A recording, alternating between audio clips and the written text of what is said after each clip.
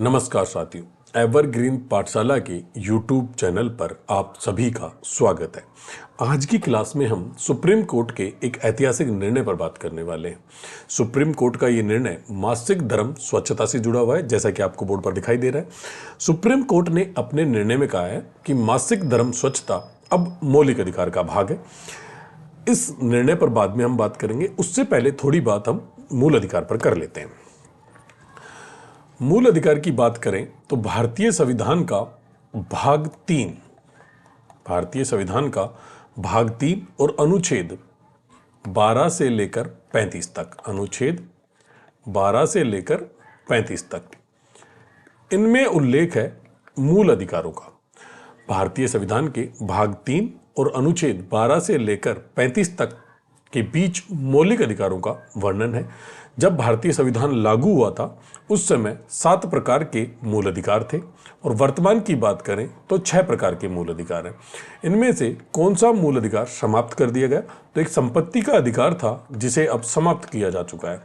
संपत्ति का अधिकार पहले एक मूल अधिकार हुआ करता था जिसे 1978 में 44वें संशोधन द्वारा समाप्त कर दिया गया।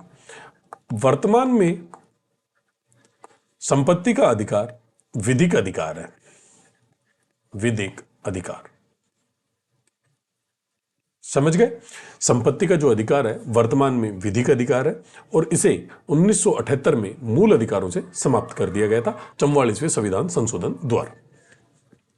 एक बात और समझिए, संविधान का जो भाग 3 है ना, इसे भारतीय संविधान का मेग्ना कार्टा कहा जाता है। भारतीय संविधान का मेग्ना कार्टा, भारतीय संविधान का मेग्ना कार्टा, मेग्ना कार्टा, इस शब्द को और समझ लें। उसके बाद हम सुप्रीम कोर्ट के डिसीजन के बारे में बातचीत शुरू करेंगे। मेग्ना कार्टा क्या है? तो यहां मैं लिख देता हूं मेग्ना कार्टा। मेग्ना कार्टा, मेग्ना कार्टा अधिकारों का एक लिखित प्रपत्र है। अधिकारों का लिखित प्रपत्र, अधिकारों का लिखित प्रपत्र, लिखित प्रपत्र किसने जारी किया था? तो ब्रिटेन के राजा ने जारी किया था। ब्रिटेन के राजा ने किसके दबाव में जारी किया? तो सामंतों के दबाव में जारी किया था। सामंतों के दबाव में, सामंतों के दबाव में, सामंतों के दबाव में ब्रिटेन के राजा ने 13वीं शताब्दी में अधिकारों का एक लिखित प्रपत्र जारी किया जो मेग्ना कार्टा कहलाए। कब जारी किया? तो बात करें तो 1215 में जारी किया था। 1215 में यह मेग्ना कार्टा जारी किया गया था। किसके लिए अधिकार थे? तो ये अधिकार थे नागरिकों के, नागरिकों के अधिकारों का, कारों का पहला लिखित प्रपत्र, पहला लिखित प्रपत्र। समझ में आया मेग्ना कार्टा था क्या? मेग्ना कार्टा नागरिकों के अधिकारों का पहला लिखित प्रपत्र था जो ब्रिटेन के राजा ने सामंतों के दबाव में 1215 ईस्वी में जारी किया था।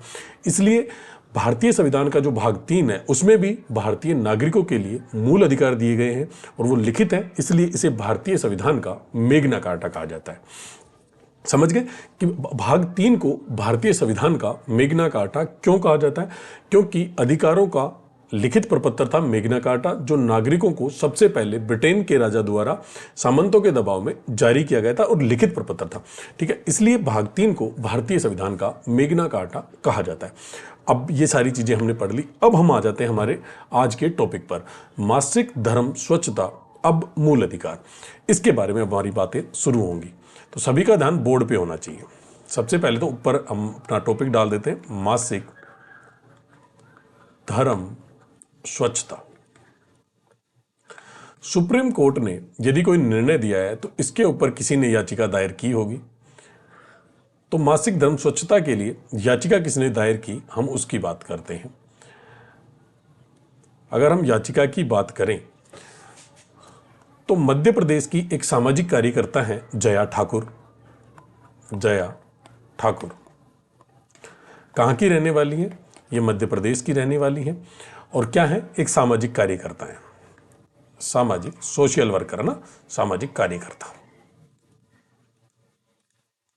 इन्होंने याचिका दायर की और याचिका में इन्होंने कुछ मांग की। क्या याचिका दायर की इन्होंने याचिका दायर की कि स्कूल में जो 6 से 12वीं क्लास तक, 6 से 12वीं क्लास तक जो लड़कियां पढ़ती हैं, 6 से 12वीं क्लास तक की, 6 से 12वीं क्लास तक की लड़कियों के लिए मुफ्त सैनिटरी पैड उपलब्ध कराए जाने हेतु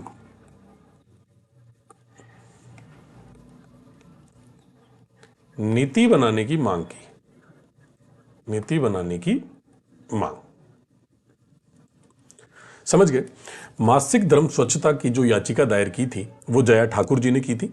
एमपी की रहने वाली हैं, सामाजिक कार्यकर्ता हैं। 6 से 12वीं इनकी क्या मांग थी? इनकी मांग थी कि स्कूल में जो 6ठी क्लास से 12वीं क्लास तक की जो बच्चियां पढ़ती हैं उन्हें मुफ्त में सैनिटरी पैड उपलब्ध करवाए जाएं और इसके लिए नीति बनाई जाए। तो ये नीति बनाने की मांग कर रही थी। इस पर सुप्रीम कोर्ट द्वारा सुनवाई की गई और सुप्रीम कोर्ट ने इस पर क्या कहा उसके बारे में अब हम बात करेंगे। वही है हमारा मेन। सबसे पहली बात तो ये है कि आपको ये याद रखना है, ये बहुत इंपॉर्टेंट है कि मासिक धर्म स्वच्छता का जो डिसीजन दिया गया है वो किसकी याचिका पर दिया गया है? तो जया ठाकुर जी की याचिका पर दिया गया है। उन्होंने क्या मांग रखी थी? क्योंकि करंट का मामला है, किसी भी एग्जाम में पूछा जा सकता है, तो आपको ये भी याद रखना पड़ेगा कि 6ठी से 12वीं क्लास तक की लड़कियों के लिए मुफ्त सैनिटरी पैड उपलब्ध कराए जाने हेतु नीति बनाने की इन्होंने मांग रखी थी। अब सुप्रीम कोर्ट ने अपनी सुनवाई में क्या कहा उसके बारे में हम बातें करेंगे। सुप्रीम कोर्ट ने जब इसकी सुनवाई की तो सुप्रीम कोर्ट ने क्या माना? उन्होंने कहा कि न्यायालय ने यह स्पष्ट किया कि मासिक धर्म स्वच्छता की उचित व्यवस्था नहीं होने के लिए, मासिक धर्म के दौरान या पीरियड्स के दौरान स्वच्छता की उचित व्यवस्था नहीं होने के कारण महिलाओं की गरिमा को ठेस पहुंचती है, उनके स्वास्थ्य को दिक्कत होती है और उनके शिक्षा के अधिकार का उल्लंघन होता है। सुप्रीम कोर्ट ने जब सुनवाई के दौरान सुप्रीम कोर्ट ने यह माना या ये स्पष्ट किया, सुप्रीम कोर्ट ने स्पष्ट किया। क्या स्पष्ट किया सुप्रीम कोर्ट ने? सुप्रीम कोर्ट ये स्पष्ट करता है, सुप्रीम कोर्ट क्या स्पष्ट करता है? सुप्रीम कोर्ट कहता है कि मासिक धर्म के दौरान स्वच्छता की उचित व्यवस्था नहीं होने के कारण, स्वच्छता की उचित व्यवस्था नहीं होने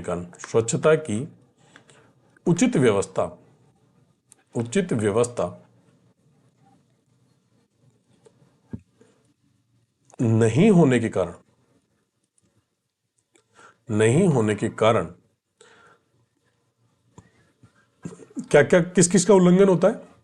गरिमा, स्वास्थ्य,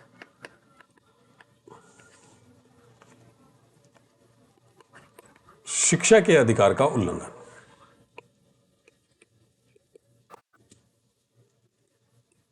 इन चीजों का उल्लंघन होता है अगर पीरियड्स के दौरान स्वच्छता की उचित व्यवस्था नहीं है स्कूलों में, तो महिलाओं की या बच्चियों की गरिमा को ठेस पहुंचती है, उनके स्वास्थ्य को दिक्कत हो सकती है, उनके स्वास्थ्य खराब हो सकता है और शिक्षा का जो अधिकार है, यदि महिला पीरियड्स के बारे में या बच्ची पीरियड्स से डर कर या स्वच्छता की टेंशन लेकर स्कूल नहीं आती है तो उसकी शिक्षा का अधिकार का उल्लंघन भी हो रहा है। समझिए इस बात को कि किसी बच्ची में पीरियड्स आए, ठीक है, पीरियड्स का साइकिल पर मंथ आता है, मासिक धर्म चक्कर इसीलिए इसे बोला जाता है कि पीरियड्स हर महीने आते हैं और पीरियड्स के दौरान वो बच्ची सुरक्षा या स्वच्छता की उचित व्यवस्था नहीं होने के कारण स्कूल नहीं जा पाती है तो उसके शिक्षा के अधिकार का उल्लंघन हो सकता है कि उसके स्कूल से नाम ही कटवा लिया जाए या उसकी स्कूल ही बंद करवा दी जाए। बहुत से केस ऐसे होते हैं कि जब स्वच्छता की उचित व्यवस्था नहीं है, जैसे अलग शौचालय नहीं है, सैनिटरी पैड उपलब्ध नहीं हो सकते, तो बहुत सी बच्चियों को इसके डर के कारण स्कूलों को छोड़ना पड़ता है, तो उनके शिक्षा के अधिकार का उल्लंघन हो रहा है।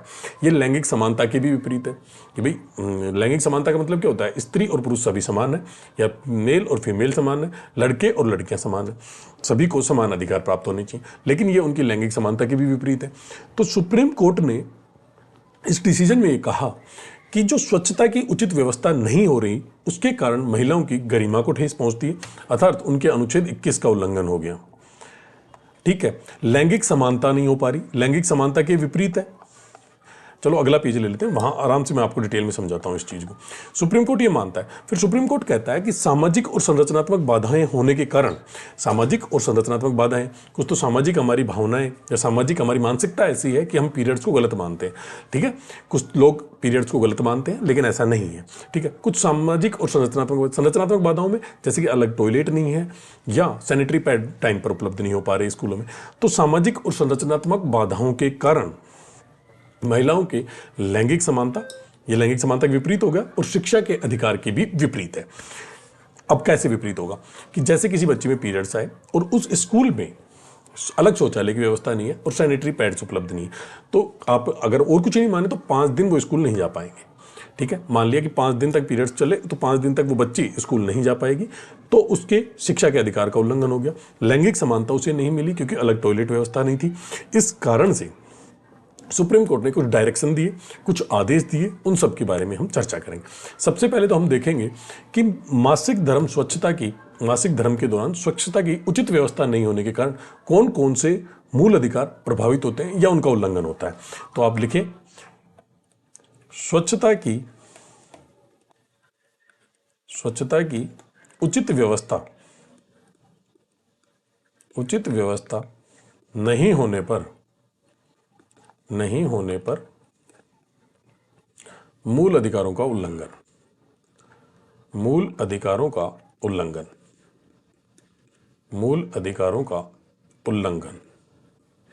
कौन कौन से मूल अधिकारों का उल्लंघन होगा ये देखो। सबसे पहले गरिमा को ठेस पहुंचेगी, जो हमारी बच्चियां हैं उनकी गरिमा को ठेस पहुंचेगी, गरिमा को ठेस।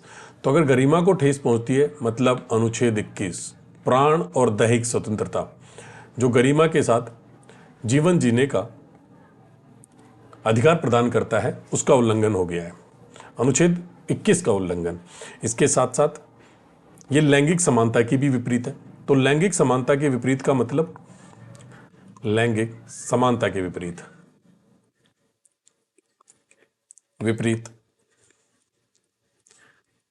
अनुच्छेद 15 क्या कहता है? धर्म, मूल वंश, जाति, लिंग और जन्म स्थान के आधार पर कोई भेदभाव नहीं किया जाएगा। लेकिन यहां लैंगिक समानता की विपरीत हो रहा है तो अनुच्छेद 15 का उल्लंघन भी माना है। इसके साथ साथ यदि हम बात करें तो शिक्षा तक समान पहुंच,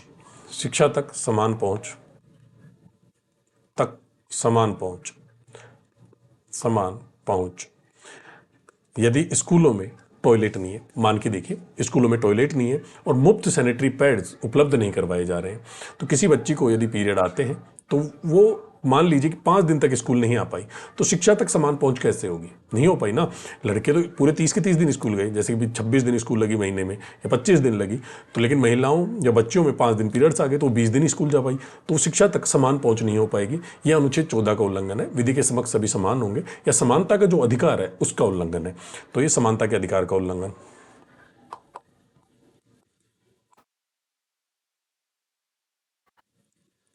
समानता के अधिकार का उल्लंघन हो गया। इसके बाद यदि किसी स्कूल में अलग से टॉयलेट नहीं है और सैनिटरी पैड उपलब्ध नहीं करवाए जा रहे हैं, इस डर से वो बच्ची स्कूल छोड़ देती है, तो वो उसके शिक्षा के अधिकार का उल्लंघन है। तो शिक्षा के अधिकार का उल्लंघन, आप देख रहे हैं कितने उल्लंघन हो गए। मतलब भारतीय संविधान का अनुच्छेद 21A इसका उल्लंघन हो गया, ठीक है। अब सुप्रीम कोर्ट ने क्या कहा है? सुप्रीम कोर्ट ने कहा है कि मासिक धर्म स्वच्छता अब मौलिक अधिकार है और वो भारतीय संविधान का जो अनुच्छेद 21 है इसका अभिन्न हिस्सा बनाए। मासिक धर्म स्वच्छता वाला जो मौलिक अधिकार है वो अनुच्छेद 21 का भाग है, अर्थात जीवन जीने का अधिकार और गरिमापूर्ण जीवन जीने का अधिकार के अंतर्गत आता है मासिक धर्म स्वच्छता का अधिकार। मतलब ये उसको अधिकार है कि उसे स्वच्छ चीजें वहां पर मिलनी चाहिए, अलग उसे टॉयलेट मिलना चाहिए, मुफ्त सैनिटरी पैड उसे स्कूल में अवेलेबल होने चाहिए।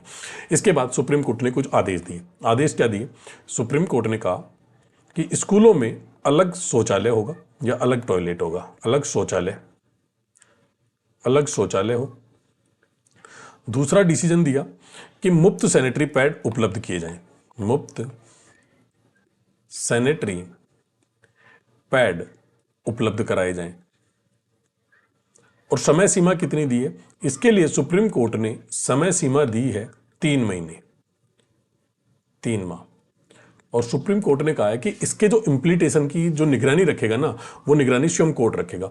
तो कोर्ट द्वारा निगरानी, कोर्ट ही इसकी निगरानी करेगा कि भाई ये जो हमने आदेश दिए थे इसके बारे में क्या कार्रवाई की गई या नहीं की गई।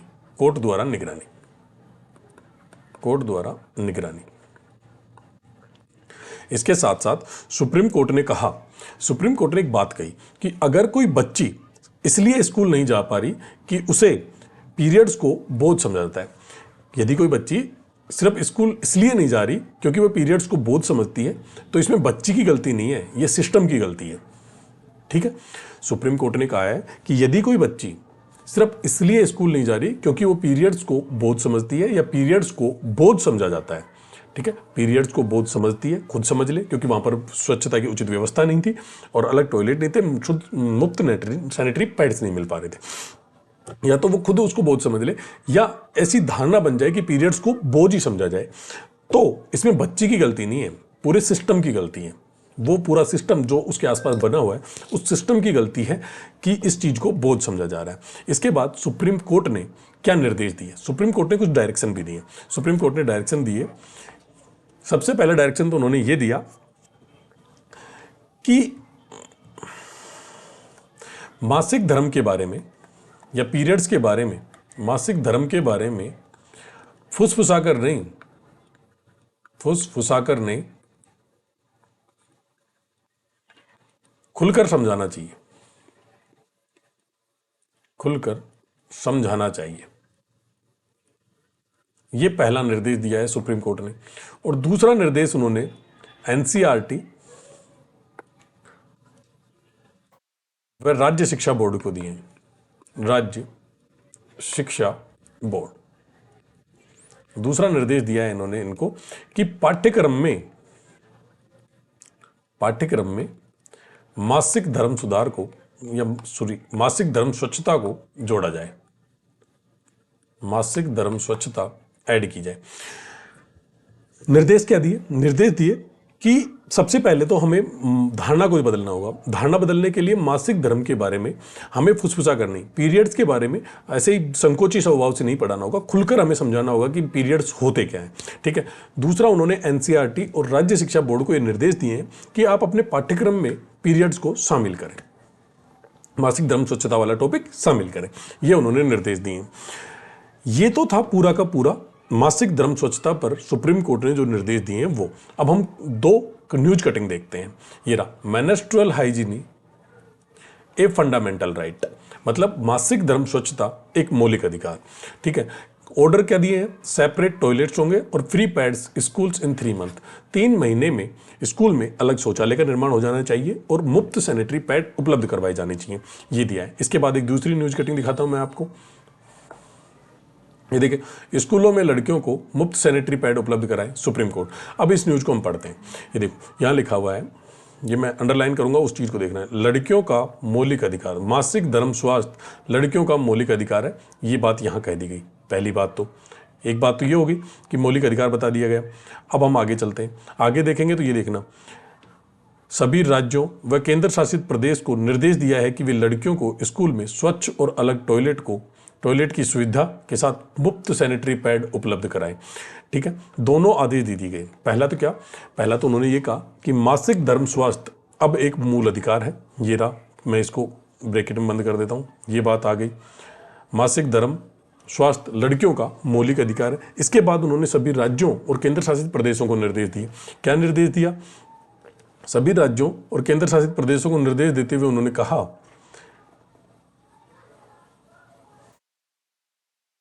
कि वे लड़कियों को स्कूल में स्वच्छ और अलग टॉयलेट उपलब्ध करवाएं, इसके साथ साथ मुफ्त सैनिटरी नैपकिन भी उपलब्ध कराएं, सैनिटरी पैड उपलब्ध कराएं, नैपकिन पैड उपलब्ध करवाएं।